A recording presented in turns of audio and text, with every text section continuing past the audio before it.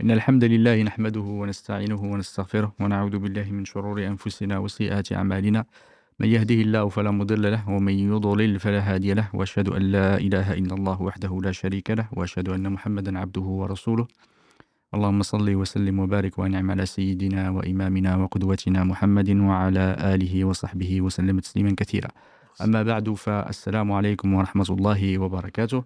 Bienvenue dans ce nouveau live, ce nouvel épisode de cette série consacrée à l'histoire de la jurisprudence islamique.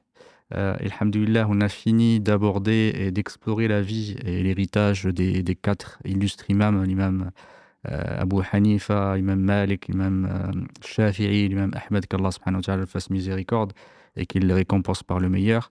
Ces gens qui ont servi la science, qui ont servi la religion d'Allah subhanahu wa ta'ala avec dévouement, et qui étaient des exemples de science, des exemples aussi de dévotion et d'intégrité, qu'Allah subhanahu wa ta'ala il fasse profiter le jour du jugement dernier de ce qu'ils ont apporté dans la vie d'ici-bas. Alhamdulillah, leur héritage, alhamdulillah, on discute encore d'eux, des siècles et des siècles après, on discute encore de leur science, walillahi alhamd. Et peut-être, wallahu a'lam, c'est un signe Allahu a'lam de leur sincérité, même si Allah subhanahu wa ta'ala qui le sait. Mais on va dire c'est un bon signe pour eux qu'Allah subhanahu wa ta'ala les agrée. Alhamdulillah, après ceci, on a parlé effectivement également des écoles de jurisprudence. Et ce qui était important, parce qu'on voit aussi beaucoup de questions qui se posent, quel est le statut de ces écoles? C'est vrai que dans l'histoire de la jurisprudence, on a parlé, alhamdoulilah, des meilleurs siècles. On a parlé aussi des siècles ou du début de l'apparition des écoles de jurisprudence, qui était vraiment l'âge d'or de la jurisprudence. Après cela, à partir du milieu du IVe siècle, et ça a duré jusqu'au 6e, 7e siècle, après l'invasion des Mongols qui ont complètement détruit Bagdad. C'est vrai qu'il y avait une époque où il y a eu une sclérose, on va dire, le fiqh ou la jurisprudence, c'est vraiment sclérosé. Les gens, ils ont adhéré à des écoles, ils ont commencé à être dans une sorte de fanatisme, ils ont commencé à renier ou critiquer ouvertement les autres écoles et à ne même pas effectivement parfois même les sortir de l'islam.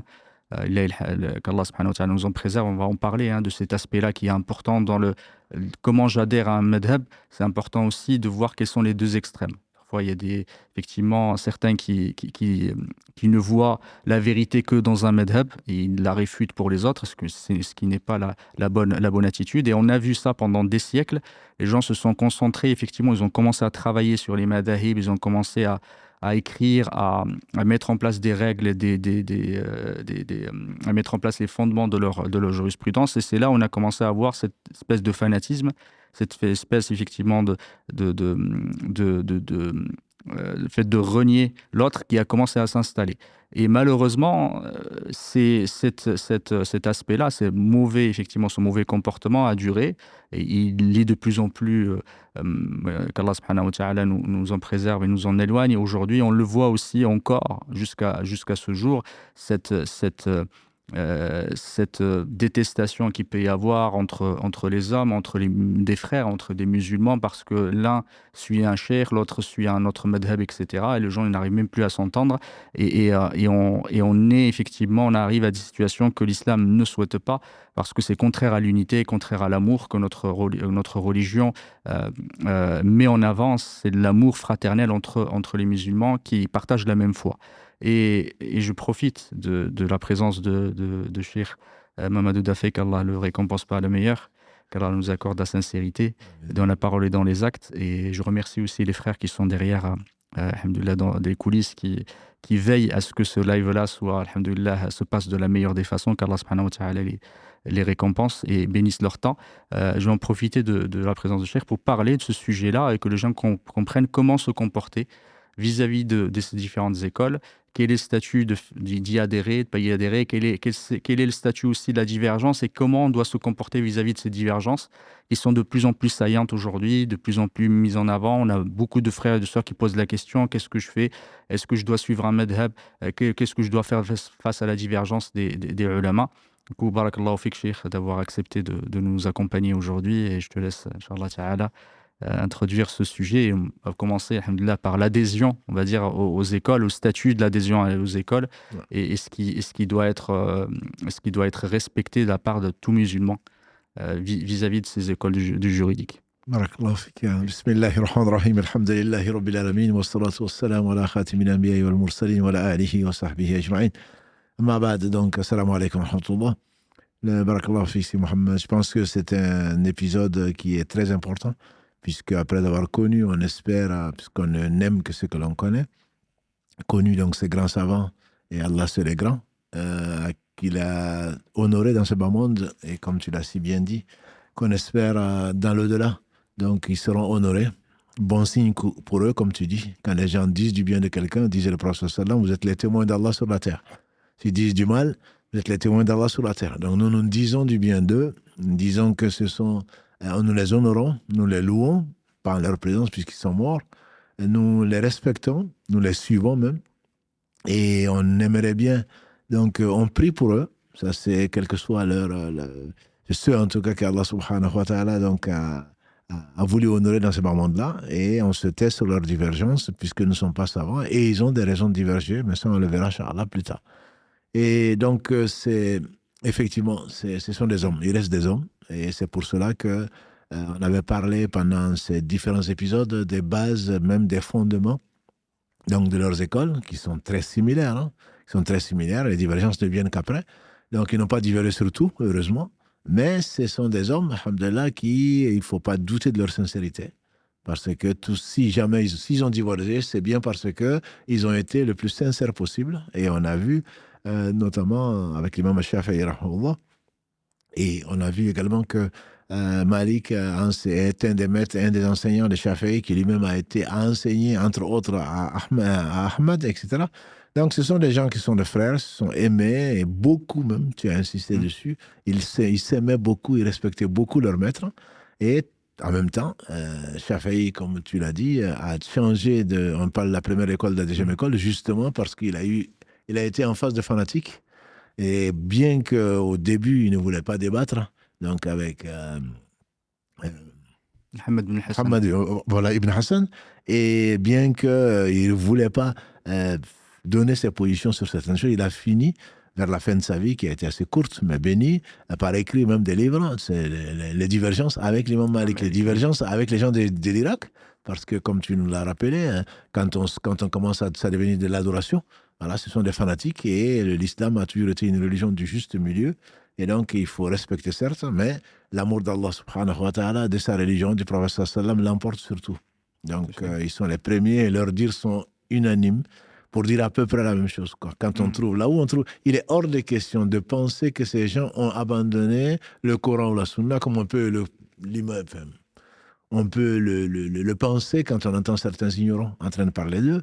Voilà, non, il y a des preuves, donc ça, c'est cette école, ceci et cela, donc comme il a introduit, à ma connaissance, il y a un consensus des savants pour dire que les 4 écoles sont des écoles qui sont légitimes dans l'islam, et que celui qui s'affilie, on verra comment, à ces écoles-là reste donc dans la sunna, il n'y a aucun problème. Tous sont privilégiés, comme on l'a vu pendant toute cette semaine, tous sont privilégiés le Coran et la sunna, soit au même niveau, soit prendre soit le Coran et ensuite la sunna. Tous sont privilégiés mieux qu'eux, parce que la meilleure génération, ou le meilleur siècle, c'est celui du prophète sallam et les compagnons. Tous ont cherché, c'est juste un rappel, hein, tous ont cherché dans les avis des compagnons, s'ils étaient unanimes, ou on peut vraiment parler d'unanimité, sinon prendre des avis de compagnons si j'avais divergé. Mais quand il y avait ces avis-là, ils n'ont jamais pensé d'eux-mêmes qu'ils étaient meilleurs que ceux-là. Au contraire, ils les ont aimés, ils les ont suivis. Et donc, ça prouve justement qu'ils ne voulaient pas fonder d'école. Allah a voulu, alhamdoulilah, les honorer. Et donc ça, il ne faut pas en douter. Il ne faut vraiment pas douter, et encore moins aller dans de l'animosité, du fanatisme qui est basé sur l'ignorance. Et comme tu l'as dit d'ailleurs, il fut un temps à la Mecque, Donc, il y avait 4 prières 4 différentes prières, à la Kaaba, 4 exactement. prières différentes pour les Hanafites, pour les Shafi'ites, pour les Malikites, pour les Shafi'ites et pour les Hanbalites. Certains ont même été jusqu'à excommunier des gens qui Oui, ne pensent pas comme eux. tout à fait. Voilà. Donc, sur les choses sur lesquelles, bien sûr, c'est des choses d'ijtihad, parce que les savants de la Sunna n'ont pas divergé sur les textes, n'ont pas divergé sur le dogme ou sur les choses sur lesquelles, alhamdulillah, Allah subhanahu wa ta'ala a révélé ce qu'il a révélé dans le Coran ou dans la Sunna du prophète sallallahu alayhi wa sallam. Aller jusqu'à se poser la question de savoir est-ce que il faut une jizya pour Oui, les Shafi'ites. exactement. C'est-à-dire C'est les Hanafites, voilà, effectivement. des Hanafites qui vont dire que les Shafi'ites, ben, il faut qu'ils payent un impôt spécial comme celui qui est proposé aux gens du livre. Oui. Voilà. Et d'autres qui disent est-ce qu'un Shafi'ite peut épouser un Hanbali? Oui. Voilà. Ah oui, finalement oui, parce que Allah permet d'épouser les gens du livre. Voilà. Arriver jusque-là, bon, c'est vraiment de l'ignorance pure, de l'agressivité et un manque vraiment de piété. Ça, on peut le dire. L'islam est basé sur la fraternité, comme tu le rappelles souvent. L'islam est basé sur l'unité. Allah rappelle souvent qu'on est la même communauté. Inna hadhihi ummatukum ummatun wahida wa ana rabbukum fa'budun. Voici cette votre communauté, elle est la même, elle est unique. Et donc, je suis votre Seigneur, adorez-moi. Donc, arriver au point de douter de l'islam de quelqu'un parce qu'il appelle à il appartient à une autre école, et on a vu. Et ça, je pense que c'est extrêmement important. Donc, toutes les écoles sont valables. Elles sont valables. On doit choisir en fonction de la vérité, mais toutes les écoles sont valables. Et ce qui est conseillé, la question Mohamed Addel a souvent posée, à toi comme à moi, quand j'ai écouté les lives, c'est est-ce qu'on est obligé de s'affilier à une école? À ma connaissance, et c'est l'avis le plus fort, c'est qu'on n'est pas obligé de s'affilier à une école. Il y a 3 catégories, peut-être qu'on l'approfondira. Il y a celui qui est mujtahid, où on peut faire l'ijtihad. Parce que là aussi, peut-être qu'on définira qu'est-ce que l'ijtihad, donc l'effort d'interprétation, etc. Et il y a des gens qui, alhamdulillah, Allah leur a donné une science si profonde et une compréhension des textes et des fondements qu'on n'a pas le droit de suivre quelqu'un quand on voit la vérité. Ceux-là, bon, il y a des mutlaq, il y a des muqayyid. Mutlaq, c'est celui qui, alhamdulillah, comme les cheikhs de l'islam ou d'autres, les 4 bien sûr, et d'autres qui, alhamdulillah, ont une compréhension de telle façon que Allah leur a donné de quoi ils ont fait des efforts. Comme on fait le dire à Abu Hanifa, ils ont fait des efforts. Mais ce ne sont que des suppositions. Mais s'ils voient autre chose qui est mieux, certainement, ils le prennent. Il n'y a aucun doute dessus. Donc, il y a cette catégorie de personnes qui n'ont pas le droit de s'affilier à une école, bien qu'ils s'affilient par respect à cette école-là, ils n'ont pas le droit de prendre un avis donc qui ne correspond pas à des preuves. Voilà. Donc ça, ce sont des savants, alhamdulillah, qu'Allah les bénisse, et il y en a certainement, mais il y en a très peu. Et donc, il y a les savants des écoles qui s'affilient à des écoles, et notamment, ils considèrent qu'un étudiant doit s'affilier à une école, même si ce n'est pas une obligation, il est fortement conseillé, parce qu'il y a des méthodes, il y a une méthodologie, et donc il doit s'affilier parce qu'il a les moyens de lire les textes. Il n'a pas à s'affilier à un savant ou à une école comme ça de façon fanatique. Il se doit de connaître les bases et de connaître les preuves. Celui-là, alhamdulillah, c'est un étudiant en sciences, mais il suit. Donc c'est quelqu'un qui suit quand même. C'est du taqlid, mais du taqlid qui est censé. Et il y a nous qui ne connaissons pas grand-chose. Et donc, celui-là, il lui est permis de suivre un savant et de ne pas s'affilier forcément à une école. Beaucoup d'entre nous disent « moi, je suis ceci, moi, je suis cela ». Et donc, bon, peut-être qu'on reviendra sur ça. Effectivement, parce que quand tu parles de ce sujet-là, effectivement, les personnes lambda, l'ami, il y a certains ulama comme Nawawi, rahmatullahi ta'ala alayhi, il y a Ibn al-Qayyim aussi, Ibn Abd al-Barr, c'est l'avis d'une grande partie des ulama de l'usul, c'est que l'ami, il ne pose même pas de questions, lui, il n'adhère pas à une école. Ils disent qu'il n'adhère pas à une école. Pour lui, il doit suivre un mufti, il doit suivre un alim, il n'a pas adhéré. Lui, ils disent qu'effectivement, parce que la question s'est posée, il y a un débat là-dessus, mais pour eux, cette question ne se pose que pour celui qui étudie, effectivement, et c'est le mujtahid. Par contre, l'ami, lui, il ne va pas suivre une école, parce que même le fait même de suivre une école, c'est pas l'école que tu vas suivre. Même si tu cherches, par exemple, l'avis de l'imam Malik. Tu vas aller suivre quelqu'un qui va te dire ceci est l'avis de l'imam Malik. Au final, qu'est-ce que tu fais? C'est juste que tu imites Tu évites un savant, Voilà, celui que tu as posé la question. J'insiste dessus parce que je pense que la plupart de nos frères et de nos sœurs sont dans cette position et s'ils ont mauvaise conscience, c'est qu'ils lisent quelque part, on est obligé de s'affilier. On est, ni toi, ni moi, ni d'autres personnes à qui on fait confiance, ne disent qu'il ne faut pas suivre une école. Ce n'est pas du tout ça. Simplement, nous, on prétend suivre les écoles alors qu'on est un musulman du commun. Et donc, c'est pour cela que je parle, qui ont mauvaise conscience en disant, oui, mais si tu ne suis pas une école, ta prière n'est pas valable. Non, tu suis, comme tu dis, un mufti. Tu suis quelqu'un qui a la capacité, plus ou moins en fonction de sa science, surtout si tu es dans un endroit où la plupart des gens suivent une école, forcément tu vas trouver des savants et des imams qui suivent cette école. Exactement, forcément. Ils sont muftis, mais toi, tu ne vas pas lui demander de quelle école tu es. Comme on entend souvent, moi je reçois beaucoup de messages quelle est l'école malikite, quel est l'avis malikiste sur la question. Et alors, si c'est maliki, donc c'est vrai. Quel est l'avis de... Non, tu suis, tu fais confiance au mufti, et le mufti, généralement, force dans un territoire, ou à un moment donné, comme on a vu en Égypte ou ailleurs, ou en Syrie, ou en Irak, il y a à un moment donné, les savants suivent une certaine école, c'est eux que tu suis, et donc tu prends leur avis, mais ça ne veut pas dire que tu es de cette école, tu ne connais ni les fondements, ni les preuves, et celui-là, il reste quand même responsable, disent les savants, mais je parle de nous, du musulman lambda. Il n'est pas obligé de suivre une école, contrairement à ce qu'on veut nous imposer, mais il reste responsable du choix du mufti. Exactement. Voilà. Ça, je pense que c'est important, c'est pas parce que, oui, mais l'imam a dit. Quel imam? On ne se pose pas la question, surtout avec les réseaux sociaux, chez Google, ou d'autres, non, il y a divergence dessus. Non, ça c'est là, on est obligé, on se doit obliger intellectuellement d'être exigeant et de choisir celui qui est le plus savant, que l'on connaisse en tout cas, et le plus pieux surtout. Exactement. Le plus pieux, on se doit... Maintenant, si il y a plusieurs avis, ce n'est pas, on le verra Inch'Allah dans les règles, c'est pas parce qu'il y a plusieurs avis que l'ijtihad est valable et qu'on choisit parmi les avis. Tu nous as rappelé, c'est celui qui va prendre ce qui sort donc des avis des savants, il sort de l'islam. Voilà. Donc, ce n'est pas parce qu'il y a divergence que je peux me permettre de prendre. Donc, on prend l'avis du mufti, l'avis de l'imam que l'on suit, entre guillemets. Ça ne veut pas dire qu'on l'adore, pas du tout. Parce que si on a des preuves ou si on a d'autres avis, on doit prendre l'avis du savant le plus pieux parmi nous. Et si, ce que j'ai découvert, si vraiment on ne sait pas choisir, bien...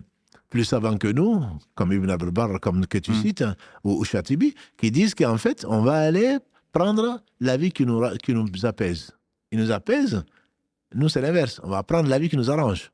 Ce n'est pas du tout ça. On va prendre l'avis qui va contredire les passions.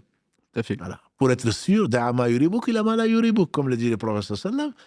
Son petit-fils Al-Hassan disait, j'ai appris, le prophète sallam m'a enseigné, abandonne ce qui te met dans un doute pour ce qui ne t'y met pas. C'est pas parce qu'il y a divergence donc que je vais aller puiser dans ce qui m'arrange, je suis mes passions.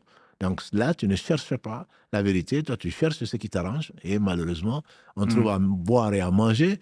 Donc surtout aujourd'hui, avec toutes les facilités et toutes les épreuves qu'Allah met sur notre route, et on va chercher souvent donc ce qui nous arrange, et plutôt que chercher la vérité, Allah sait tout. Exactement. Barakallahu fik. Et effectivement, sur le suivi, et c'est un point vraiment que tu as cité qui est très important dans le fait de suivre une école, parce que quand on pose suivre une école, quelqu'un qui est une personne lambda, effectivement, même, comme je disais tout à l'heure, Ibn al-Qayyim et d'autres, ils disent que le fait, même qu'il suive un madhab, n'est même pas valide, n'est même pas valable pour lui. Effectivement, ce qui est valable pour lui, c'est d'aller rechercher, comme Allah subhanahu wa ta'ala a dit, et tu nous as toujours rappelé, demander aux gens du dhikr, aux gens de la science et du savoir, si vous ne savez pas.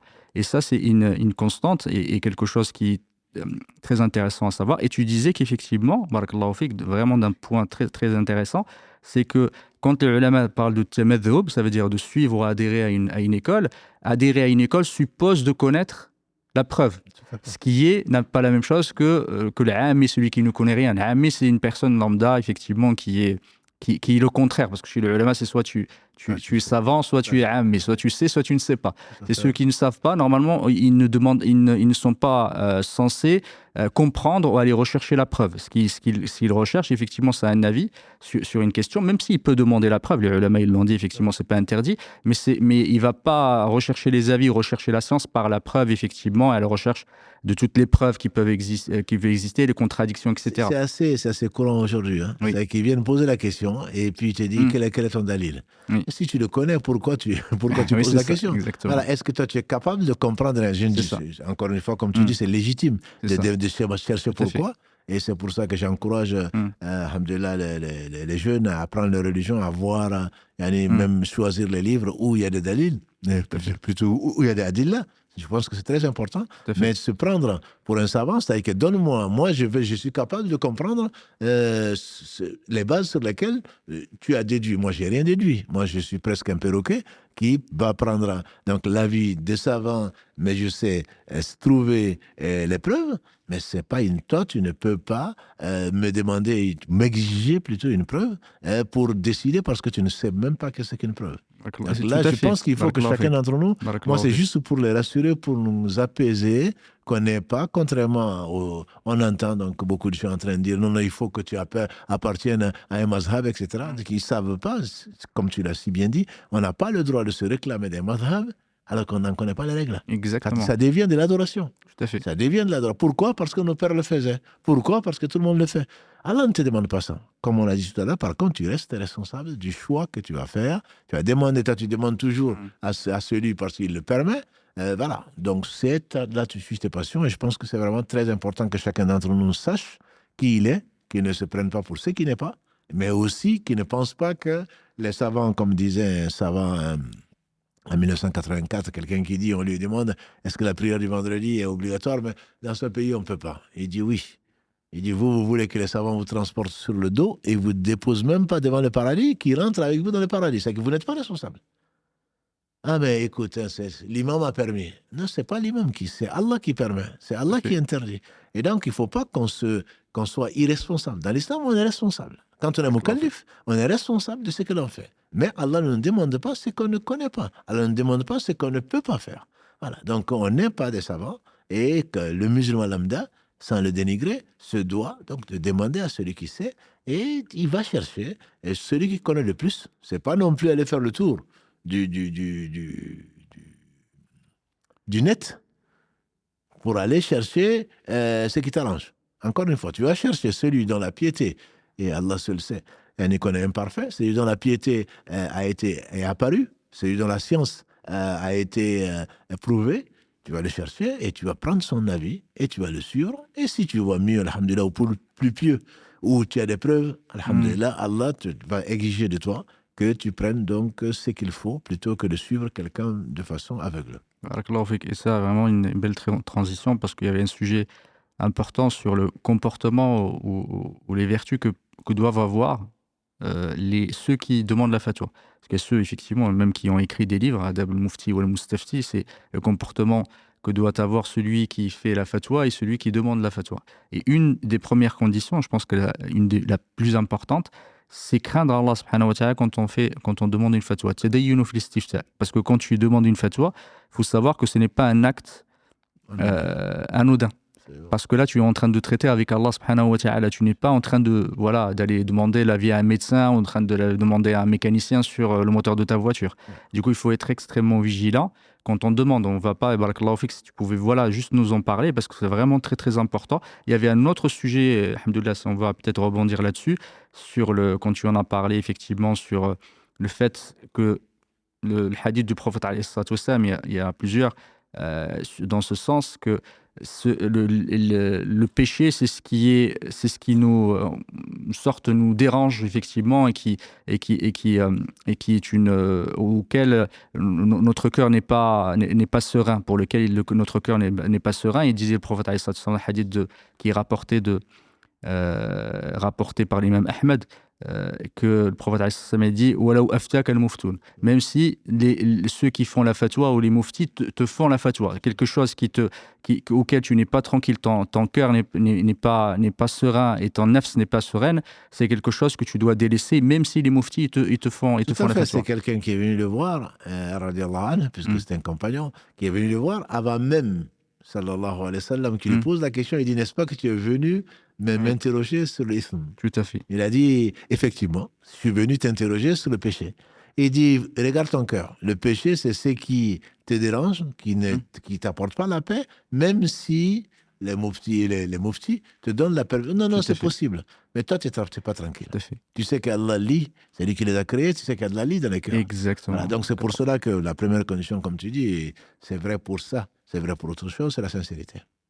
Quand tu vas, est-ce que tu cherches la vérité ou est-ce que tu cherches une porte, une issue de secours? Et ça, c'est ce qu'on va demander à 9 savants ou 9 avis ou 9 imams. Et puis on va prendre, oui, mais il y a divergence dessus. Donc moi, je prends. Donc l'imam le permet, donc c'est lui qui va payer. Non, pas du tout. Parce que là, tu sais très bien, enfin, tu le vis, tu sais que tu n'es pas tranquille. Et c'est pour cela que le prophète, peut-être le hadith de Nu'man ibn Bashir, le halal est évident, tu ne vas pas les demander, c'est clair. Le haram est évident, tu ne vas pas demander. Entre les deux, il y a des choses qui sont ambiguës, et celui qui s'en abstient, qui s'en éloigne des choses ambiguës, Karim l'a mis en réel il n'y a pas longtemps, celui qui s'éloigne des choses ambiguës, préserve et sa religion et son honneur. Voilà. Donc surtout sa religion. Tu préserves ta religion parce qu'il y a divergence. Donc, bon, ben, écoute, puisqu'il y a divergence, c'est l'une des caractéristiques qu'on n'a pas. Donc, ce n'est pas c'est pas une fatwa. C'est pas il y a divergence, donc je fais ce que je veux. Non. Ce n'est pas une preuve, effectivement. Et c'est pas une preuve, exactement. La divergence n'a jamais été une preuve, donc, pour un avis quelconque. Voilà. Parce qu'il y a divergence, donc le mieux, c'est d'abandonner, c'est de t'éloigner de la divergence. C'est ce que ton cœur s'apaise avec. Et surtout, si ton âme a envie de ça, donc la religion est venue pour nous éduquer. Voilà. L'âme, la amaratum bisu illa ma rahma rabbi. La femme d'Al-Aziz dans la sourate Youssouf dit, certes, je n'innocente pas mon âme. L'âme, certainement, ordonne le mal, sauf celle à qui Allah fait miséricorde. C'est le verset 53 de la sourate 12.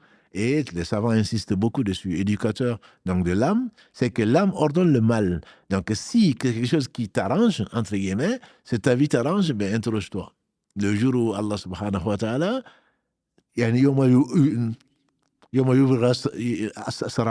dans la sourate Tariq, le jour où les secrets seront étalés. Donc, Allah, rien ne lui échappe. Et donc, je ne dis pas qu'il y a plusieurs avis, il faut prendre l'avis le plus dur. Le prophète sallam, comme dit notre mère Aïcha, jamais il lui a été donné de choisir entre deux avis s'il n'a pas choisi le plus facile quand les deux sont permis. Voilà, il ne s'agit pas non plus d'être extrémiste, comme tu l'as dit au début, laxiste d'un côté, extrémiste de l'autre. Non, mais ça, c'est non. Moi, je préfère, les savants, ils ont divergé, moi, je préfère prendre l'avis le plus dur. Non, ce n'est pas, on sait bien que ce n'est pas la sunna. Comme ceux qui sont venus voir le prophète sallam, un qui dit qu'est-ce qu'il fait, il est marié. L'autre dit je ne me marie pas parce que c'est facile. Lui, il est prophète, il peut le faire. L'autre qui dit il jeûne et parfois il mange. Moi, je mangerai plus dans la journée. L'autre qui dit qu'il dormirait plus dans la nuit. Non, ça, ce sont des avis qui sont extrémistes. C'est pas des fatwas. C'est juste pour dire l'avis juste. Il y a des preuves. Donc, et on fait confiance à cela et on ne va pas aller chercher ce qui nous arrange. Et de toute façon, la première condition est combien importante, pas seulement dans la fatwa, de tout point de vue, c'est de regarder son cœur et d'être sincère, de ne pas se mentir. Quand on se ment, tout est perdu. Tout à fait. J'ajoute juste, barakallahu fik, sur ce sujet-là, parce qu'effectivement, il y a le hadith, istafti qalbak, effectivement, c'est demande la fatwa à ton propre cœur, même si c'est un hadith, effectivement, la divergence entre les ulama sur ça, c'est discuté, mais il a été, on va dire, renforcé par d'autres, d'ailleurs pour ce hadith que tu viens de citer et d'autres. Effectivement, le cœur, c'est important. Effectivement, ma hazza fil qalb, c'est effectivement ce que l'ism, le péché, c'est ce que parfois le cœur et que tu n'as pas envie que les gens le sachent. Effectivement. Et ça, c'est quelque chose qu'Allah subhanahu wa ta'ala a mis une fitra, que des fois, ce qui est blâmable, notre cœur le ressent. Effectivement.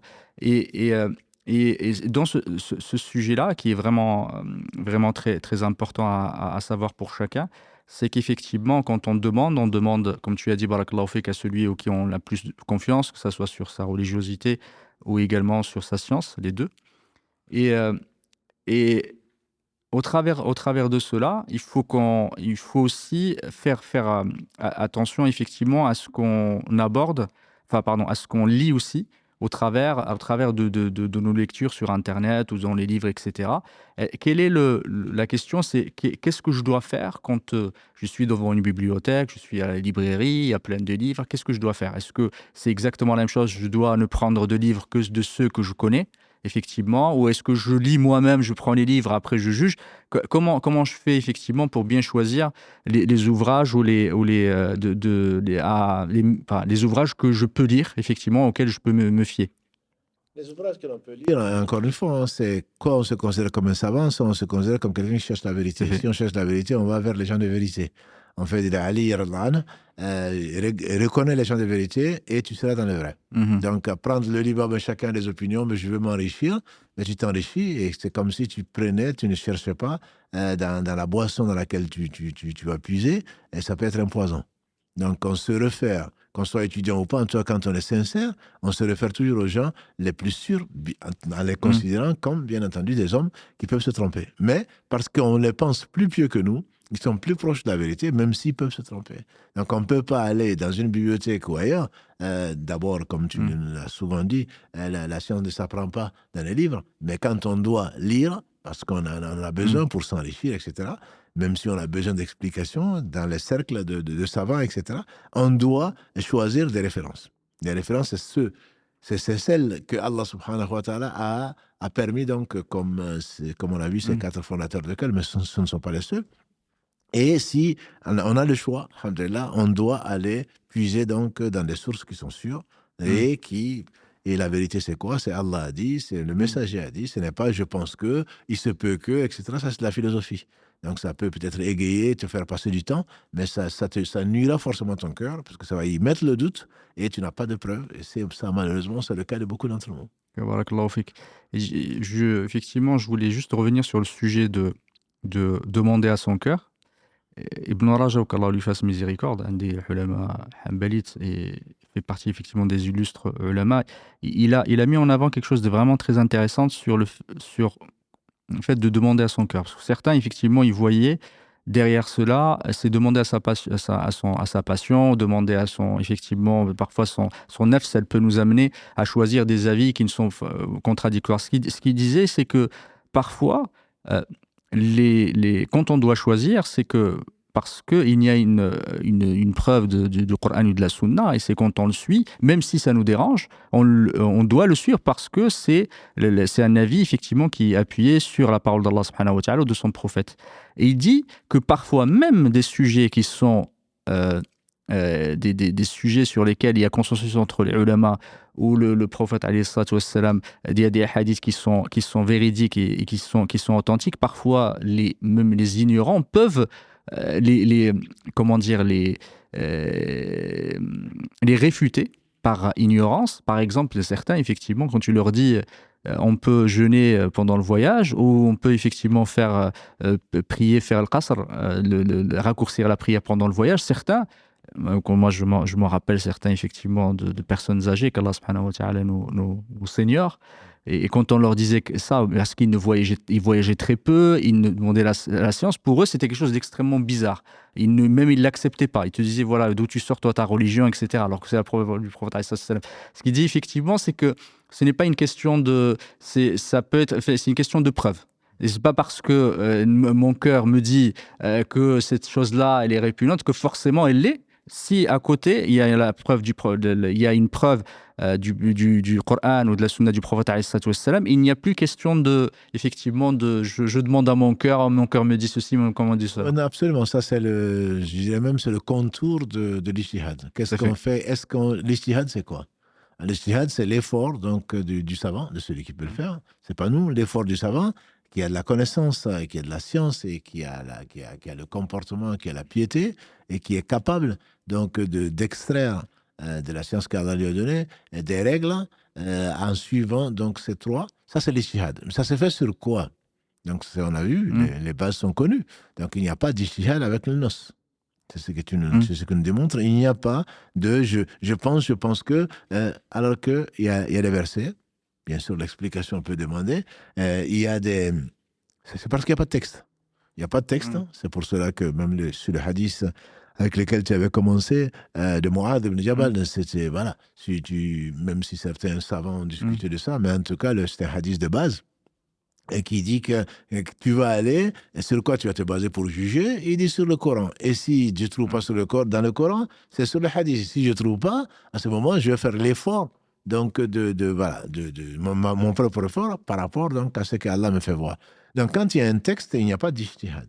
Ça, il faut le savoir. Il y a ijtihad quand il n'y a pas de texte, hein, ou il y a des textes qui sont en contradiction apparente. Donc là, on va aller chercher est-ce que c'est quelque chose d'abrogé, est-ce que c'est quelque chose qui est abrogeant, etc., etc. Ou alors un texte dont la compréhension est ambiguë.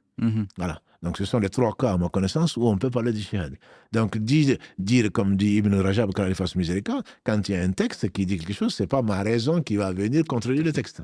Voilà. Donc ce n'est pas un texte qui est authentique. Le Coran, on n'en parle pas. Les hadiths, qu'Allah bénisse les muhaddithines, qui ont tant donné de leur vie, et on a vu notamment le dernier, Imam Ahmed, qui a beaucoup voyagé, il n'est pas le seul, et il n'est probablement pas le meilleur parmi eux, qui a beaucoup voyagé pour aller, et ensuite la science avec le Bukhari et d'autres qui ont mis des critères. Donc ce sont des gens qui sont, le minimum c'est de les respecter. Donc, quand on sait que le hadith il est authentique, il n'y a pas, c'est là où les gens peuvent diverger, il n'y a pas à les abandonner pour aller suivre, pour certains, la vie, c'est parce que ça arrange les gens, parce que c'est plus facile, parce que c'est si.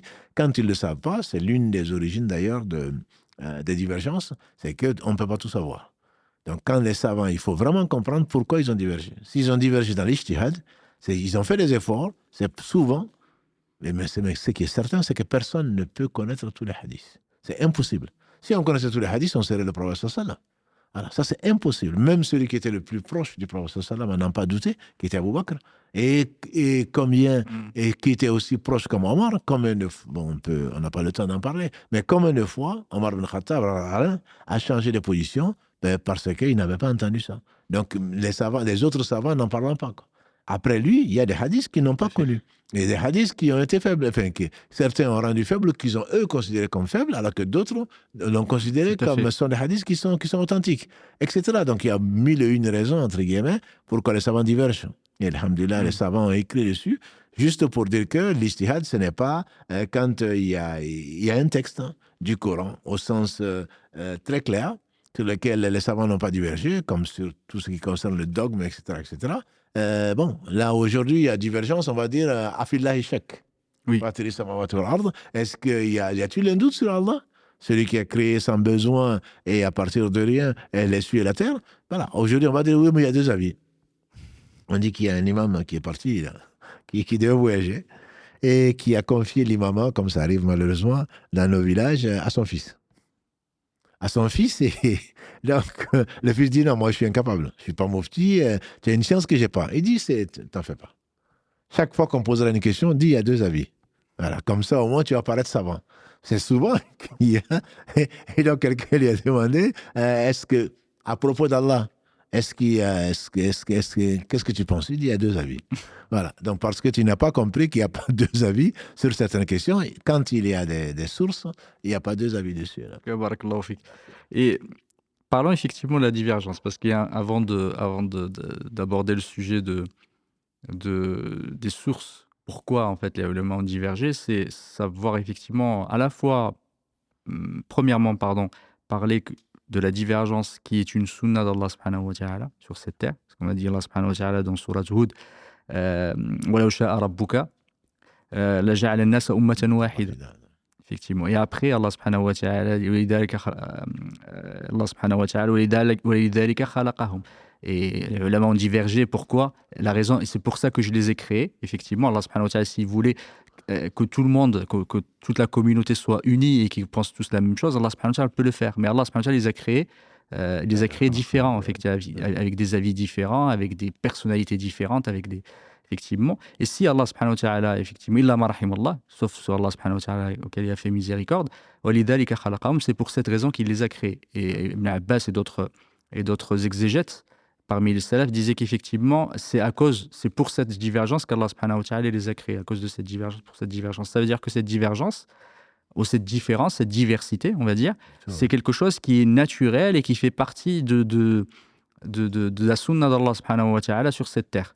et que le fait d'annuler cette divergence, ce n'est pas possible déjà, ce n'est pas possible. Et c'est comment, ce qui est important, c'est comment je réagis et comment je vis avec ces divergences. Ce n'est pas est-ce qu'il faut qu'il y ait de la divergence ou il ne faut pas qu'il y ait de la divergence. La réalité, elle est là. C'est ça. Comme tu dis, ça dépend de la vision, ça dépend de la capacité en science, ça dépend des possibilités qui sont offertes, ça dépend de l'éducation, ça dépend du milieu, ça dépend de tellement de choses. Voilà. Donc, c'est pour cela qu'Allah se les juge.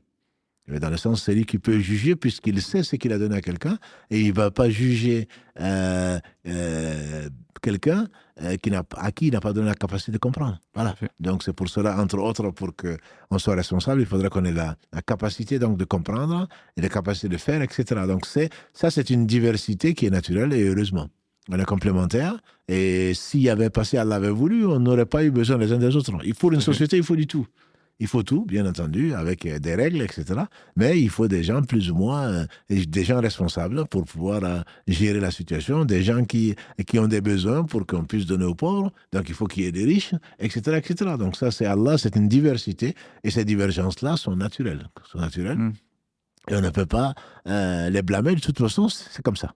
Allah a voulu ça et ça prouve, entre guillemets, ça prouve, ce sont des preuves en tout cas de sa miséricorde pour les uns et les autres. On n'aurait peut-être pas besoin les uns des autres si on était tous des clones. Tout à fait. Voilà, donc ce n'est pas le cas.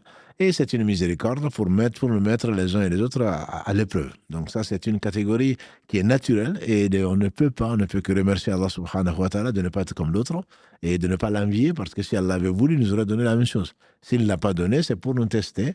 Et donc ça, il faut le remercier pour cela. Il y a des divergences, par contre, qui sont blâmables. Et il y a des diversités, comme ils disent. Diversité, c'est naturel et il n'y a pas de mal à diverger de ce point de vue, même d'un point de vue, d'analyse et de justesse. Ça, je pense que c'est important. Les savants parlent notamment entre autres, de deux prophètes que nous aimons, que nous connaissons, donc Daoud et Suleiman. Suleiman est le fils de Daoud. Dans la sourate Les Prophètes, versets 78 et 79, Allah dit « Fafahamnahu Suleiman ». Donc, à propos on avait peut-être déjà parlé de ça. Voilà, donc des animaux qui sont venus manger une culture. Daoud devait trancher parce qu'il était roi et juge. Il a donné une position, alhamdoulilah, et c'était un prophète. Mais il a donné son avis. Et donc, Allah a fait comprendre mieux son fils que lui, qui a donné une position qui correspondait plus à la justice que celle, et pourtant, il est juste Daoud.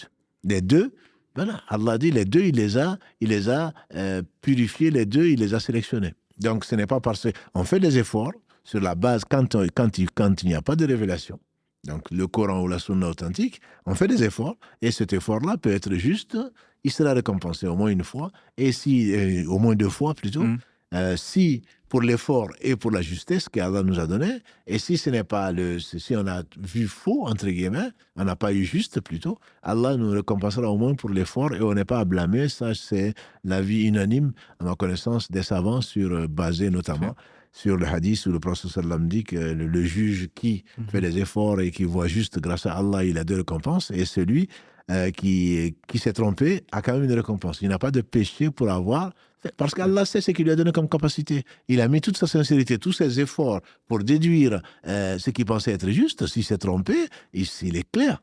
Et nos savants sont des exemples vivants.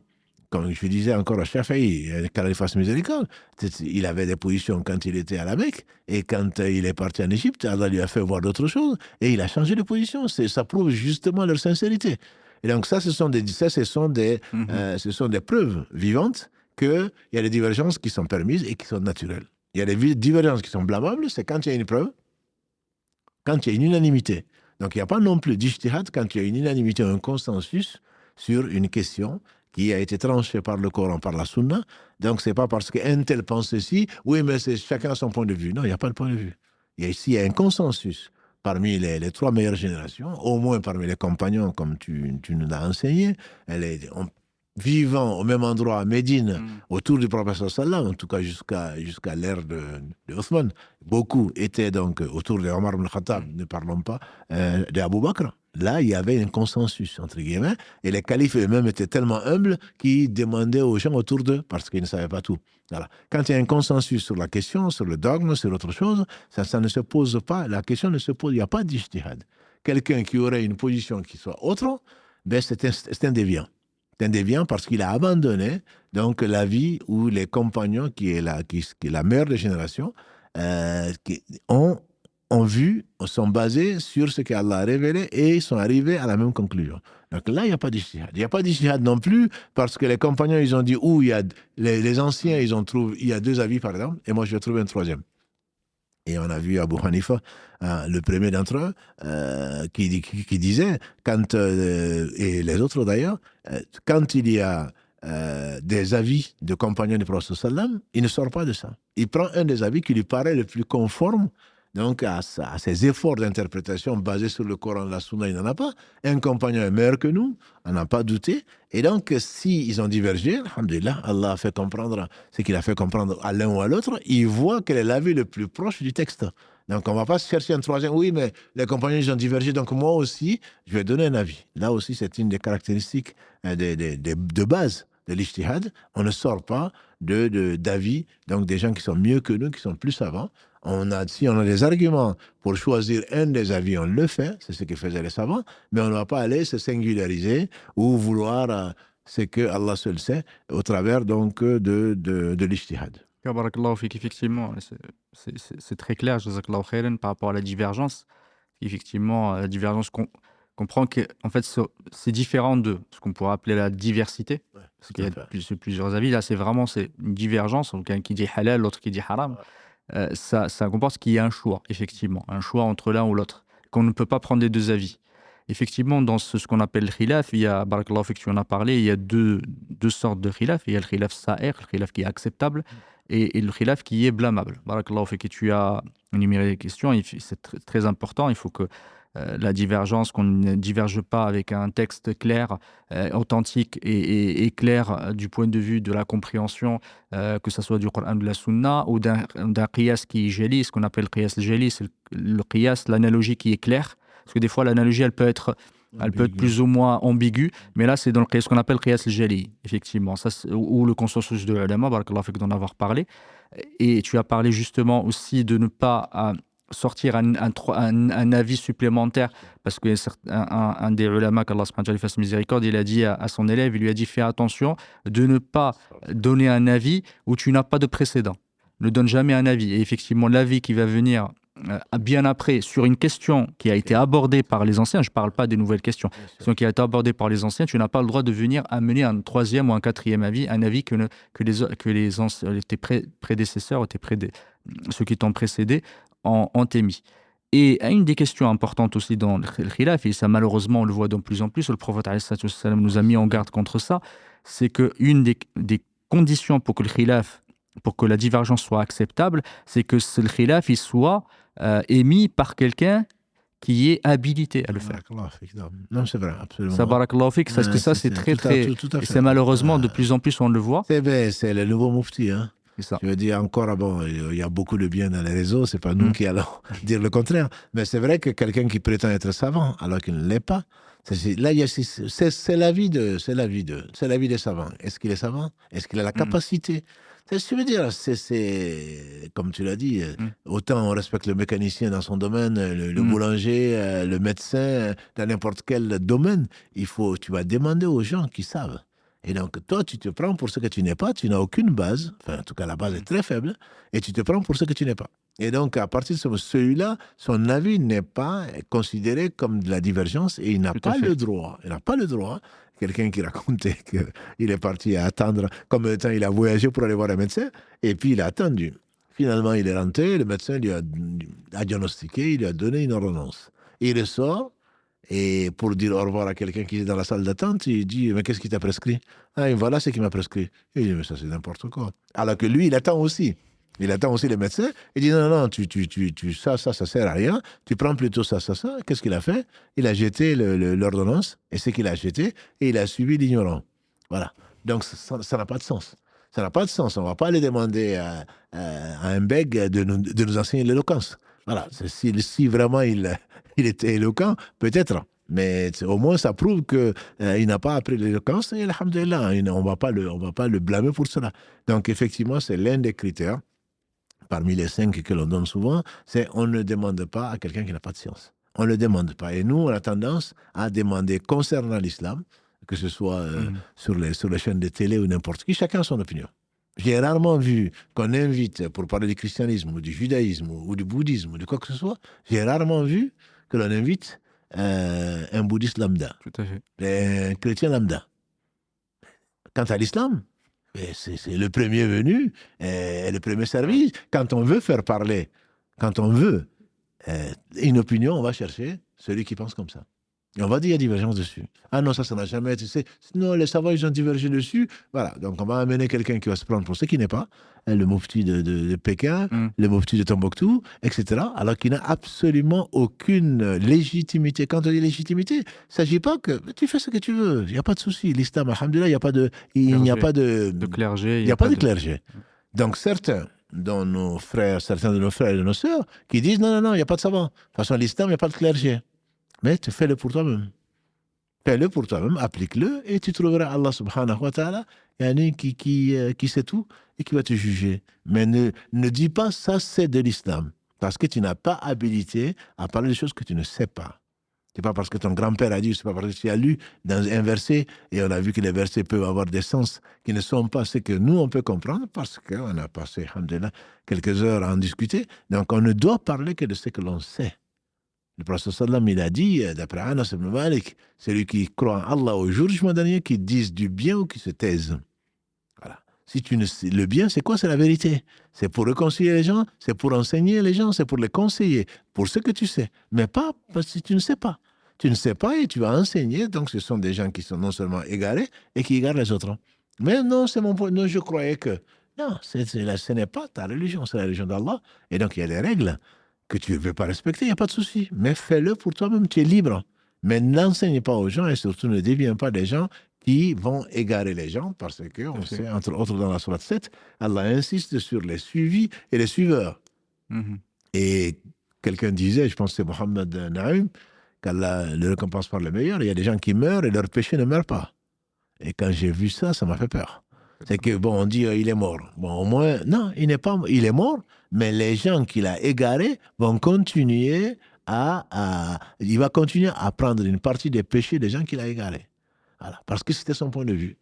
Et ça, ce n'est pas permis. Ça, c'est effectivement une bonne remarque et une condition parmi les conditions pour que l'on puisse prétendre à être mufti, ou en tout cas prétendre à faire de l'ijtihad. N'est pas mufti ou n'est pas mujtahid et qui veut. Exactement. Effectivement, par rapport à ça, l'ikhtilaf et les ulama, c'est pas qu'ils vont plus loin, mais même disent que pour que le khilaf soit acceptable, que ce soit fasse partie du khilaf sa'ir, c'est que il faut pas celui qui émet cette divergence-là aussi, qui émet cet avis divergent, il faut que ça soit quelqu'un de savant, qui est habilité à faire l'ijtihad. Et également, ils disent que quand il le fait, il faut qu'il ait fait tout son possible pour arriver effectivement à cet avis-là. Ce n'est pas il est arrivé comme ça en disant oui, mais en fait, c'est plutôt interdit, sans avoir regardé tous les avis, sans avoir regardé toutes les preuves, les avis, etc. Ils disent ça veut dire que quand il faut qu'il tout son effort avant d'arriver à diverger, effectivement. Et ça, malheureusement... Tu nous as rappelé, d'ailleurs, je pense que c'est l'imam Malik, on rapporte souvent de lui, qu'Allah le bénisse, qu'Allah le récompense par le meilleur, pour ce qu'il a fait pour la communauté. On dit que les gens venaient de loin pour lui poser des questions. Et il dit, laissez-moi du temps. Donc, il est resté une semaine, il doit repartir. Il vient pas le harceler, il patiente. Parce que l'imam est rentré, et pourtant, là seul sait qu'il a fait des efforts, qu'il est certainement occupé, qu'il a cherché dans le Coran, qu'il a cherché dans les hadiths, et il en connaissait beaucoup, pas tout. Et après, l'homme lui dit, je dois repartir à la maison, pour lui dire, bon, maintenant, je ne peux plus rester plus que ça. Là, aujourd'hui, bien sûr, c'est Messenger, c'est Instagram, c'est tout ce que tu veux, c'est WhatsApp, voilà. Et en plus, on va t'envoyer des points d'interrogation. Et alors qu'il est en train de chercher. Il n'a pas que ça à faire, il est en train de chercher. Et donc, on va le voir et il dit, je n'ai pas trouvé quelque chose sur la question. Mais comment? Je ne suis pas venu pour rien quand même. Mon billet mon billet, j'ai quand même passé du temps ici, etc. Et il dit, je n'ai pas trouvé. Et comment je veux dire, hein, tu nous as rappelé ça. Et toi qui es l'imam de Hijaz, le plus grand savant de ton époque, il dit, va leur dire que l'imam Malik ne sait pas. Il ne sait pas. Et on sait, même aujourd'hui, alhamdulillah, c'est tout à leur honneur quand on vient voir certains savants réputés et respectés pour cela, il renvoie à d'autres. Tout à fait. Il renvoie à d'autres parce que, bien on imagine, moi, je donnerai tout de suite la réponse, hein. On imagine qu'ils savent, mais ils préfèrent ne pas s'engager parce que la responsabilité, c'est tu parles à la place du prophète sallallahu alayhi wa sallam. C'est comme s'il y avait une révélation. Donc, il faut effectivement patienter, rechercher. Et certains, comme le Bukhari ou d'autres, ont dit que même pour faire son sahih ou tout le reste, c'est des paroles, on disait qu'il connaissait 600 000 hadiths, mais ce qu'il a sélectionné, on dit que chaque fois qu'il prenait un hadith, il faisait les ablutions, il faisait 2 rak'ah. Et il demandait à Allah. Pour la traduction du Coran aussi, certains traducteurs ont affirmé, ou on a affirmé d'eux, que chaque fois qu'ils ont des difficultés, ils jeûnaient et ils faisaient les qiyam ou layl pour être plus proche d'Allah, pour que Shaitan ne rentre pas dans leur point de vue après avoir fait tout le tour. Et tu nous as parlé également de l'imam Shafi'i pour dire quelle est la légitimité du consensus. Mais oui, le Coran, la Sunna, oui, mais le consensus. Et il dit qu'il a cherché, alhamdoulilah, il connaissait le Coran par cœur, on en a parlé, qu'il a cherché dans le Coran, voilà, nuit et jour, et finalement, Allah lui a montré le verset 115, la sourate An-Nisa. Celui qui diverge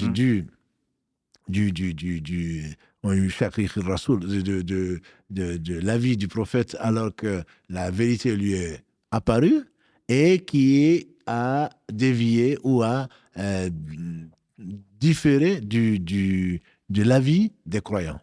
L'avis des croyants, bien sûr, dans le Coran, ce sont avant tout les compagnons du prophète. Donc c'est là où il a trouvé la légitimité dans le Coran, entre guillemets, du consensus. Du consensus. Donc c'est les gens qui ont, alhamdoulilah, ils craignent Allah.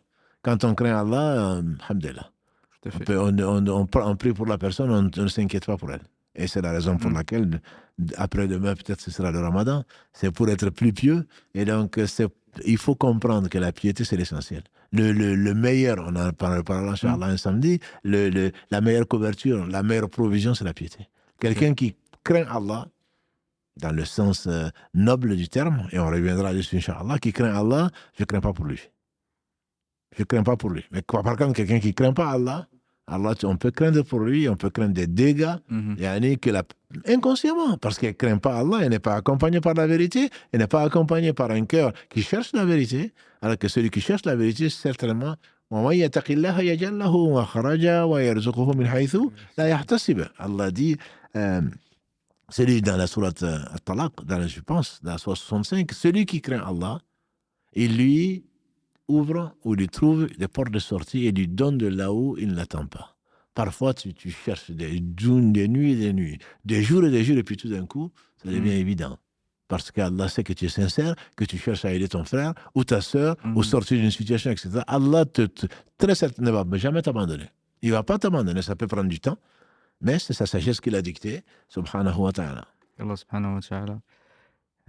Qu'on remercie Allah subhanahu wa ta'ala et on l'implore pour nous guider.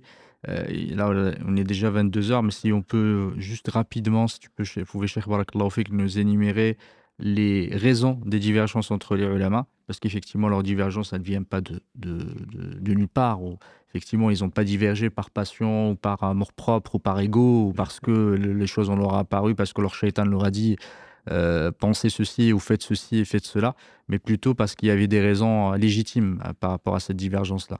Effectivement, bon, alhamdulillah, on a dit, il y a ça au-dessus de chaque savant, on dit Allah subhanahu wa ta'ala, il y a plus savant, c'est lui, subhanahu wa ta'ala. Donc, ça peut être une quantité, le Coran, alhamdulillah, ils le connaissaient tous, ils l'aimaient, ils réfléchissaient, ils connaissaient l'explication, en tout cas, donnée par plus savant qu'eux ou pas, en tout cas.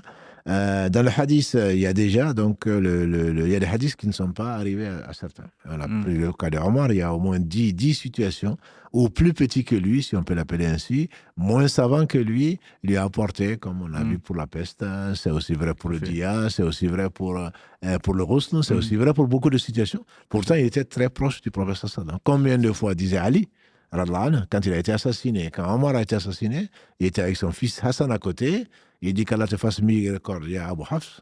Combien de fois j'ai entendu le prophète sallam dire j'étais avec Abu Bakr et Omar, j'étais Abu Bakr et Omar, j'étais avec Abu Bakr et Omar. Et c'est souvent. Donc quand on est à côté, accompagné les meilleurs des hommes, bien entendu, on le voit, on l'entend et on l'observe et on apprend beaucoup de choses, bien entendu. Mais même lui, Abu Bakr pareil, et donc qui dire d'autres choses, donc de nos savants, etc., ils ne connaissent pas, personne ne connaît tous les hadiths. Ça c'est déjà. Donc on peut l'ignorer. On ignore une partie de toute façon. Il y a également donc cette divergence dans la science du hadith. Certains savants considèrent que les hadiths sont authentiques et d'autres considèrent qu'ils sont faibles parce qu'il y a la présence d'un tel ou d'un tel. Certains ont pris, comme on a vu dans l'histoire de nos savants, de fondateurs d'école, que certains considèrent que le hadith mutawatir est le seul qu'on va prendre et que l'avis des gens de Médine, par exemple, par rapport à un hadith qui est ahad, on va considérer plutôt l'avis des gens de Médine. Certains considèrent que la compréhension, même des compagnons du prophète sallallahu, quand c'est des textes même en arabe, quand Allah parle dans la sourate al-Baqarah, tant qu'on y est, du saum, quand il parle du fil blanc et du fil jaune et du fil noir, dans le verset 187, certains ont compris, comme Omar ibn Yasir ou d'autres, qui ont compris qu'en fait, qui est attaché, donc le fil blanc et le fil noir, il a appelé textuellement. Et le prophète sallam, quand ça a été rapporté, il dit, tu dois vraiment avoir un œil de lynx, entre guillemets, c'était pas ça, mais le sens c'est ça, tu dois vraiment avoir un œil de lynx pour pouvoir distinguer le fil blanc du fil noir. Allah parle ici, donc, de l'aube. De l'aube, donc la clarté et l'obscurité. Donc il y a toutes ces choses-là qui font que les gens, c'est comme on a dit au début, c'est pas par sincérité, ils ont fait des efforts, matin, midi et soir certainement, beaucoup plus que nous, et ils ont compris d'une certaine façon, où des choses leur ont échappé, où ils l'ont compris donc d'une façon pour des mots qui sont polysémiques. Voilà, donc ce sont des raisons, et le cheikh de l'Islam, Ibn Taymiyyah, qu'Allah fasse miséricorde, il a écrit un livre qui est à côté de toi, pourquoi les savants divergent. Il a donné 10 raisons, et ce ne sont peut-être pas les seules, 10 raisons pour lesquelles les savants peuvent diverger. Donc c'est pour ça qu'il faut les respecter, et ils n'ont pas fait exprès, ça c'est sûr. Et c'est pour cela qu'on doit prier pour chacun d'eux, pour chacun de nos prédécesseurs, même celui qui nous a enseigné, même une seule lettre, on doit prier pour la personne parce que c'est un investissement et qu'Allah les récompense. Amin, amin, barakallahu fik, jazakallahu khairan. Effectivement, c'est comprendre pourquoi les ulama, ils ont divergé. Ils n'ont pas divergé justement par passion, mais ils ont tous suivi le Coran et la Sunna du prophète alayhi salatu wassalam. Et quand on parle, certains parlent du dalil, effectivement, ils recherchent le dalil, mais je vais suivre l'école qui va suivre le dalil, ou je vais suivre un tel qui va suivre le dalil. Ils ont tous suivi le dalil. Ils ont tous suivi le dalil, barakallahu fik, et jazakallahu khairan de l'avoir dit. Et effectivement, parler c'est une petite anecdote encore, c'est juste pour finir par là. Parfois, en fait, on a l'impression de suivre le dalil, mais ce qu'on suit, en fait, c'est une personne. Et en fait, malheureusement, certains, ils mettent à certaines personnes comment dire, un niveau qui, malheureusement, n'est pas approprié à ce type comment dire, de suivisme, entre guillemets. C'est quand on suit la personne, on ne la suit pas seulement et aveuglément. C'est qu'on la suit parce qu'on a confiance, quand tu as dit barakallahu fik, en sa science, et on a aussi sur sa religiosité, mais c'est pas parce qu'on le suit. Si on le suivait tous ses avis, c'est qu'on le met à la place du prophète Mohammed alayhi salatu wassalam, mais personne de ses ulama. Jazakallahu khairan, tu en avais parlé barakallahu fik à plusieurs reprises, que ce soit l'imam Abu Hanifa, Malik, etc. Ils ont dit effectivement, si le prophèt ou le hadith, c'est comme a dit l'imam Shafi'i, إذا صح الحديث فهو مذهبي. Il dit si le hadith il est authentique, c'est mon madhab.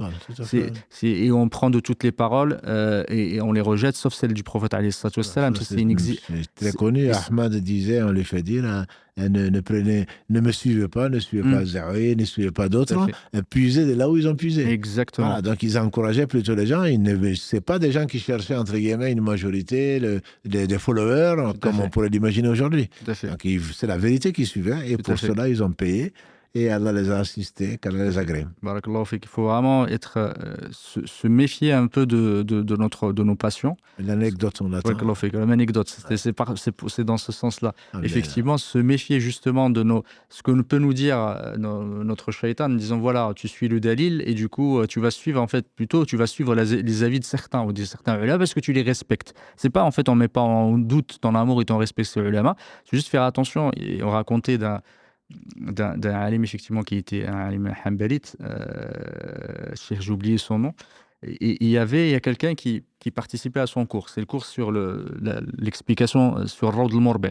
Rawd al-Murbi', qui est l'explication de Zad al-Mustaqni', qui est une des explications d'un des précis de jurisprudence les plus importants chez les hanbalites. Et il était assis, et lui, il avait une version où il y avait les avis de l'imam Ibn Taymiyyah en bas de page. Sur chacun de ses avis, effectivement, il y avait l'avis d'Imam Ibn Taymiyyah. Et lui, vous voyez qu'il aimait beaucoup Imam Ibn Taymiyyah. À chaque fois que Cheikh il arrivait, il expliquait quelque chose, il disait Sahib Rawd al-Murbi' qui est le Bouhouti, qu'Allah le fasse miséricorde, il a dit cet avis-là, il disait, et qui voyait que l'avis d'Imam Ibn Taymiyyah, il dit non, mais Imam Ibn Taymiyyah, Cheikh Islam, il a dit ça. Il doit se tromper, ce n'est pas bon, Cheikh Islam a dit ça. Et à chaque fois, à un moment, il lui a dit, du coup, il l'a vu, il s'en a aperçu. Du coup, à chaque fois qu'il lui disait ça, le cheikh, il sortait toutes les preuves, comment dire, toute la logique, tout ce qui a été apporté, il apportait toutes les preuves. Jusqu'à un moment, au bout de certains temps, la personne a un peu changé d'avis, effectivement, a changé de façon de faire. En revanche, à un moment, un jour, ils étaient en train de lire, il a dit un avis comme ça, et là, il lit en bas, Cheikh al-Islam a dit, il a dit un avis contraire à ce qu'a dit le madhab. Et là, il lui a dit, je pense que Cheikh al-Islam, il se trompe. Ah, machallah. Et là, il lui a dit, Taqillah. Il lui a dit, crains Allah. Il lui a dit, crains Allah, subhanahu wa ta'ala. Qu'est-ce que toi, tu cherches à combattre? En fait, tu n'es pas habilité, tu ne sais pas, etc. Maintenant, en fait, au début, tu disais que tout ce que dit Cheikh al-Islam était mieux. Maintenant que j'essaie de te convaincre. Maintenant, tu dis que Cheikh Islam se trompe. Il a dit, mais il se trompe certainement, il se trompe. C'est sûr qu'il se trompe. Voilà. Et c'est ça, malheureusement, c'est que aussi une autre anecdote. Effectivement, ils arrivaient, il priait à côté de quelqu'un. À un moment, il lisait le Coran, et il y a ce qu'on appelle, qu'on est tous, sajdat tilawa, effectivement, soujoud.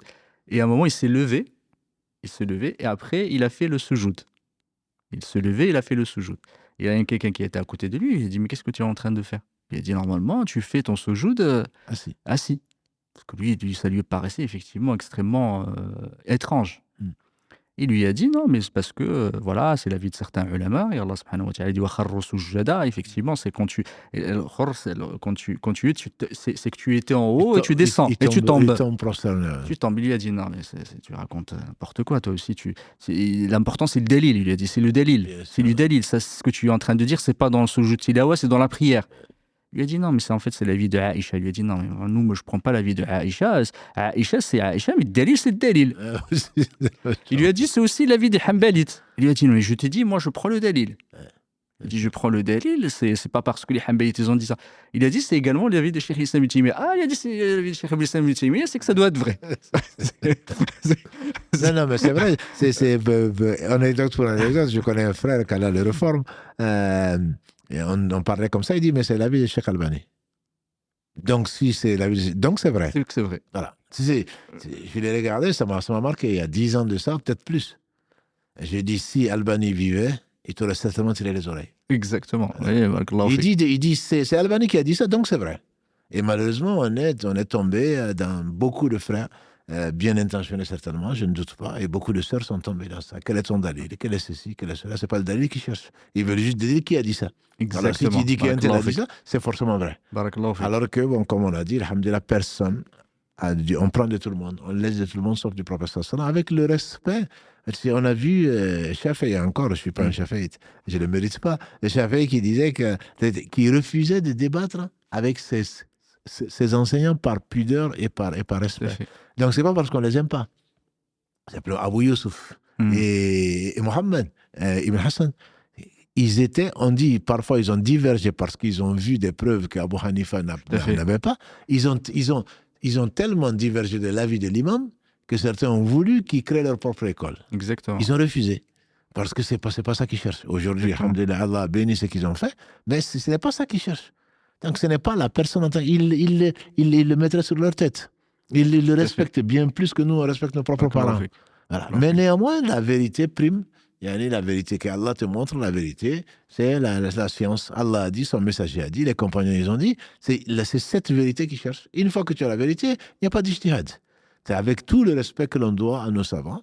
Et nous, comme tu l'as au début que tu l'as dit, nous on est des musulmans du lambda, du commun, avec tout le respect qu'on se doit, on ne se doit pas se prendre pour ce qu'on n'est pas. On n'est pas mujtahid et on doit suivre l'avis de celui qui veut suivre ce qu'il veut suivre, il n'y a pas de souci. Mais on ne doit pas se prendre pour ce qu'on n'est pas et on n'est pas mufti. Barakallahu fik, et ça, tu en as parlé, ce respect effectivement pour les écoles, et quand on va en parler d'Ibn Taymiyyah, parce que dans son livre, et je veux le montrer juste parce qu'il est vraiment très intéressant ce livre, Ibn Taymiyyah, Cheikh l'Islam, et Hanbalite, il est resté Hanbalite, même si effectivement c'est un mujtahid, ce qu'on appelle mujtahid mutlaq, mais il a toujours été Hanbalite, il reste Hanbalite parce que effectivement il fait partie les ulama hanbalites le font effectivement, le considèrent comme étant hanbalite, et aussi ses avis comptent dans le madhab hanbalite, et même lui il dit dans ses livres, il dit qala ashabuna indana, chez nous, parce que lui il se considère, même si effectivement il donne des avis, Allah lui a donné effectivement pour voir, comme d'autres avant, même quand on parle tout à l'heure de Abd al-Barr, qu'Allah lui fasse miséricorde, il divergeait avec Imam Malik. Il a divergé avec Imam Malik sur Khiyar al-Majlis, par exemple, sur le choix, voilà, sur d'autres, sur des avis, parce que ils ont suivi vraiment l'exemple de leurs imams, qui leur disaient effectivement, si vous trouvez un avis meilleur, comme Imam Abu Hanifa, il a dit, si vous trouvez quelque chose, moi je dis, et si vous trouvez quelque chose de meilleur, prenez-le. Prenez-le. Et ça, c'est suivre le madhab que de faire ça. Effectivement, et ne pas être dans une position sclérosée, une position de suivi aveugle, de fanatisme, et de ne sortir que parce que le madhab a dit, eh ben je suis le madhab. Et ça, ce n'est pas la bonne approche à avoir. Et j'en profite justement de parler des deux livres, barakallahu fik, celui de Ibn Taymiyyah qui s'appelle Pourquoi les savants divergent. Alors, ce n'est pas, voilà, ils ont adapté la traduction, mais c'est Raf' al-Malam an al-a'imma al-a'lam, c'est effectivement ce point de reproche, mais lever le reproche sur les savants. Effectivement, c'est qu'on ne peut pas leur reprocher d'avoir divergé. Barakallahu fik. En tout cas, ça fait partie des livres vraiment très intéressants qui relatent les sources de divergence entre les ulama. Et il y a ce livre-là, je crois qu'on en a parlé la semaine dernière, il me semble. La semaine d'avant. Oui, la semaine d'avant, les introductions à la jurisprudence islamique, qui est très intéressant. On parlait de certains points. Et il parle en fin d'effectivement, barakallahu fik, en fin de livre sur faut-il se rattacher à une école et comment. Et les questions, effectivement, les musulmans face aux divergences. Il y a quelques points, même si c'est très succinct, résumé, mais c'est intéressant comme base. Oui, là, on est arrivé, alhamdoulilah, à la fin de ce live, qu'Allah subhanahu wa ta'ala te récompense par le meilleur.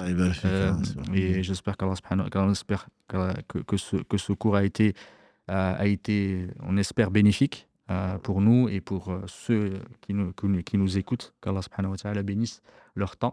Aujourd'hui, on n'a pas d'appel, mais on a peut-être, je ne sais pas si on a des questions, des questions, mais sur le cours. Exactement. Assalamu alaikum, barakallahu fik, Mohamed, barakallahu fik, Cheikh, pour ces enseignements très enrichissants une nouvelle fois, alhamdoulilah. Effectivement, on ne pourra pas prendre les appels ce soir parce qu'on a un petit problème technique. Donc, j'espère que d'ici lundi, puisque c'est l'émission des appels, ça sera réglé, Inch'Allah. Effectivement, des questions. Alors, sur le sujet, il n'y en a pas tant que ça. Je réponds juste parce que ça est passé à plusieurs reprises. Est-ce qu'on jeûne demain? Donc, je pense qu'on a... Ça, c'est un rapport avec le sujet. Juste parce que ça a été posé à plusieurs reprises. Non. Donc, je pense que ça sera annoncé demain soir. Est-ce qu'on jeûne lundi ou est-ce qu'on jeûne mardi? Ceux qui affirment... Donc, comme on le sait, il y a plusieurs écoles. C'est le cas de le dire. Il y a une divergence dessus, mais l'avis quasi unanime des savants, des anciens comme des nouveaux, c'est l'observation parce qu'il y a des preuves. C'est de jeûner à sa vue, à la vue du croissant, rompez à la vue du croissant, et si les nuages vous cachent Donc on va dire non, mais ça c'était avant, il y a 14 siècles. Hein. Aujourd'hui, il y a la météo. Non, c'est les nuages, vous pouvez compter Shaban à 30. Donc voilà. Donc demain, Inch'Allah, où on est déjà d'ailleurs le 29 Shaban, puisque la nuit précède le jour, on est le 29 Shaban, donc demain, c'est sûr que ce n'est pas Ramadan.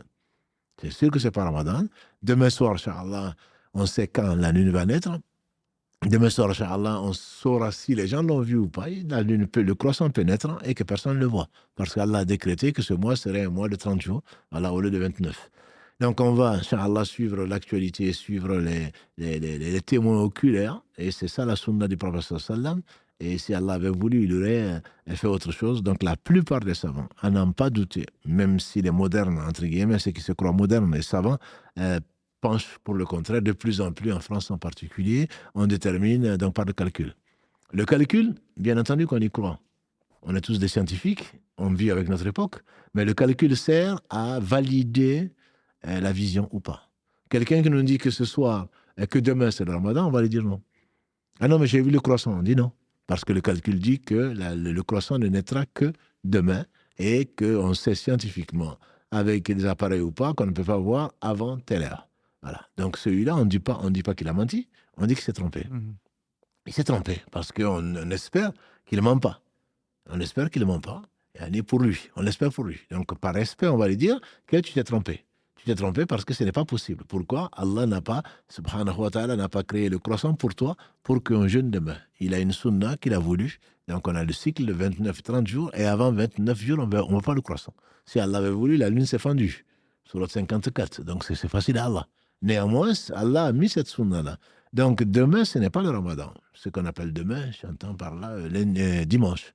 On est déjà la nuit de dimanche. Donc demain soir, Inch'Allah, on publiera sur nos réseaux. Et en France, on va surveiller, alhamdoulilah, les déclarations parce que le prophète m'a dit notre jour de jeûne, c'est le jour de jeûne de la communauté.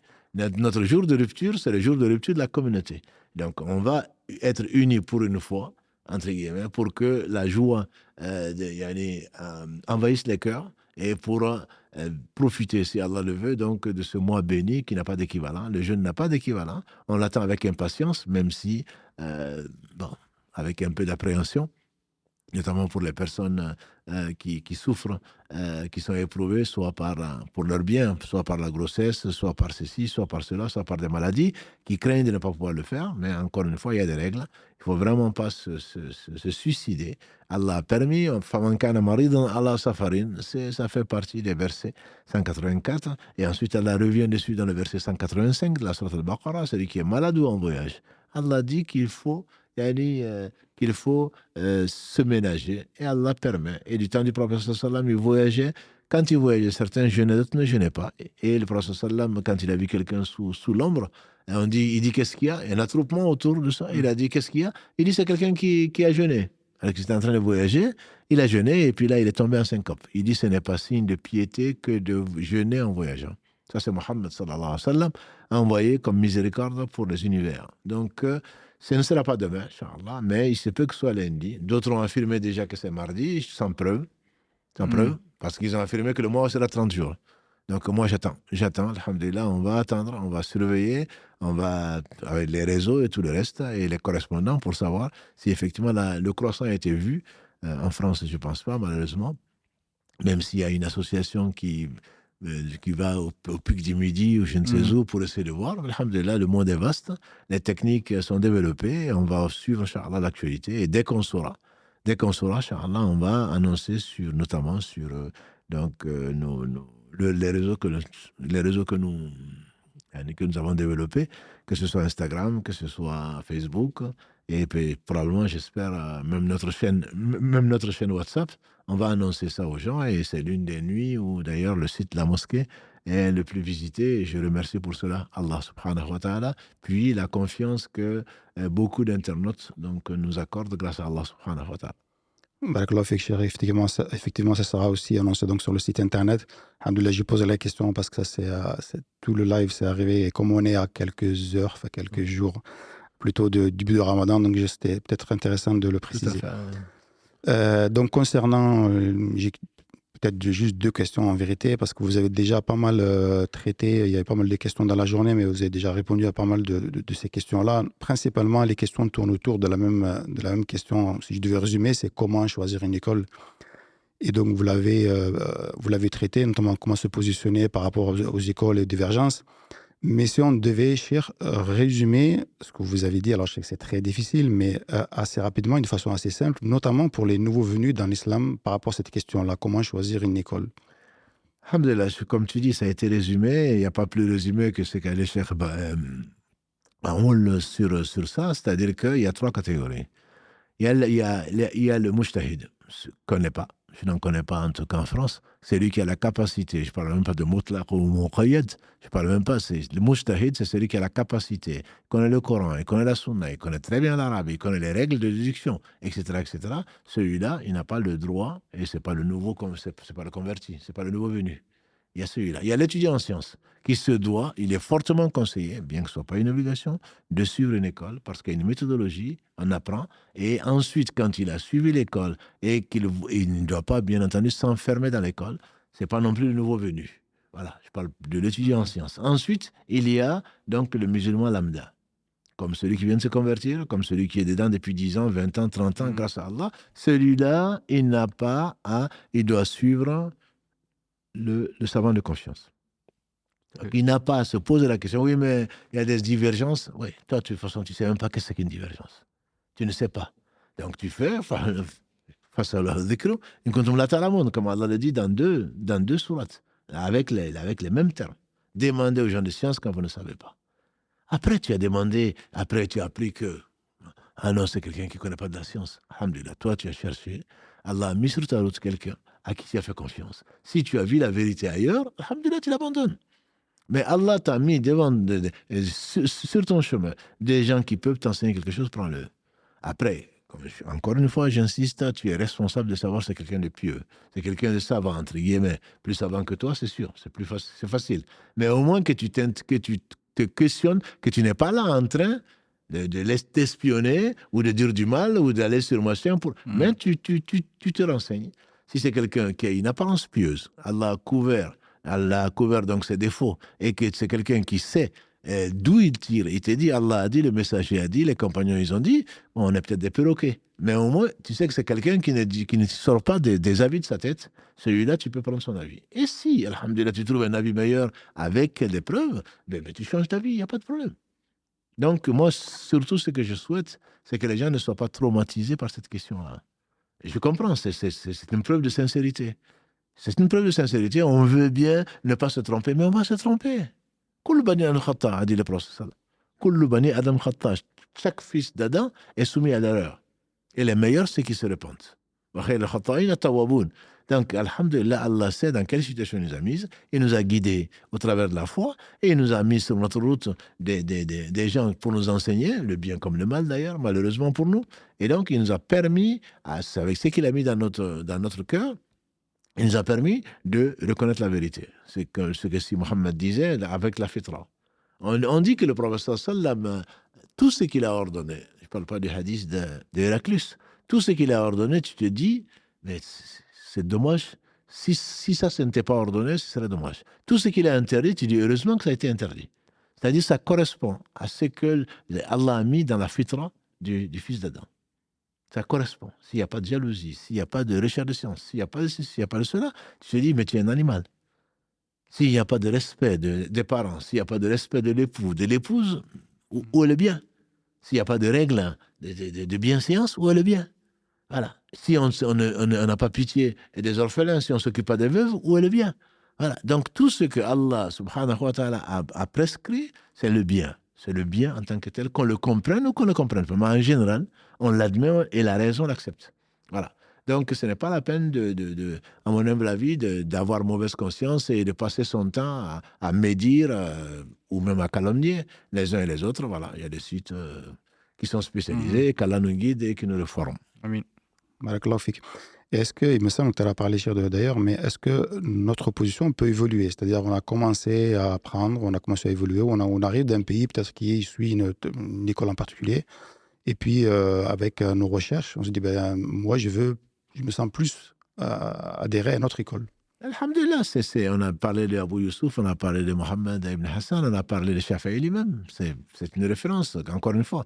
C'est un savant qui est respecté par tous les savants et qui a eu deux positions connues. On dit que c'est l'école de la Mecque et l'école d'Égypte. Il est mort à 54 ans et les 2 dernières années, subhanallah, il a révisé même ce qu'il a écrit.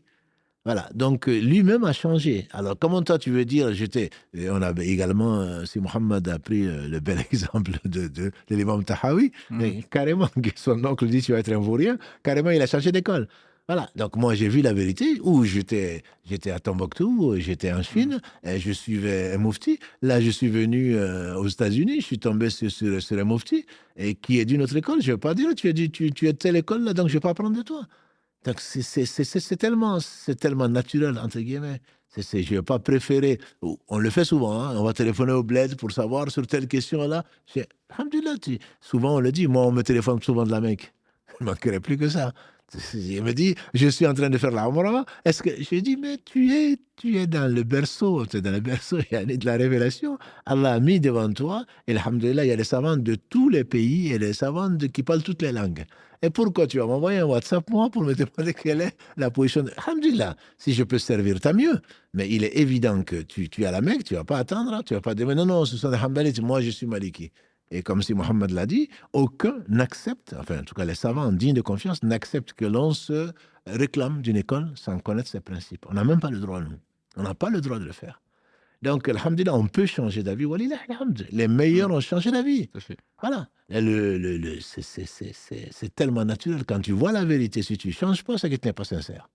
Voilà. Donc, on demande à Allah la sincérité et de nous montrer le fameux dua que j'aime beaucoup et que j'ai fait tous les vendredis pratiquement. Allahumma arina al-haqqa haqqan warzuqna ittiba'ah wa arina al-batila batilan warzuqna ijtinabah. Oh Allah, fais-moi voir la vérité telle qu'elle est et permets-moi de la suivre. Donc, on ne suit pas les gens, on suit la vérité.